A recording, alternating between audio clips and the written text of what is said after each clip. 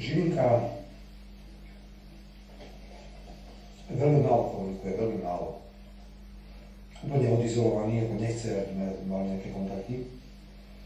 Chodí na východné Slovensko, mal tam takého známeho, čo je šéfom toho hotela v Prešove, Bukleče, to volá. My si možno poznal také nejaké meno, nejaký Štefán Kopický, také nejaké meno, taký známy podnikateľ. Chodí k nemu na povolečky a došli naši poslanci z východného Slovenska, my to hovorili v piatok. Robert bol Žilinka na východe a nechal odkaz cez toho podnikateľa, že sa nemusíme báť prijatia týchto zmien, pokiaľ ide o 363 a rozdelenie GP a špeciálnej prokuratúry, lebo že na to nebudú mať čas.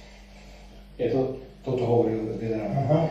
Treba dať pozor na rýchlosť, pretože Kolíková dnes oznámila, že podala do medzirezortného konania už novelizáciu 363, už som to nevidel, čo tam je, neviem. Nejakú zmenu. Takže my musíme vytvoriť v parlamente veľký tlak na to, keď to náhodou príde do parlamentu, my musíme naťahovať dni. Tam sa musia byť obštrukcie, ja neviem, že to povymýšľame, a tu my niečo vymyslíme, že aby sa o tom nerokovalo v parlamente tak rýchlo, ako budúci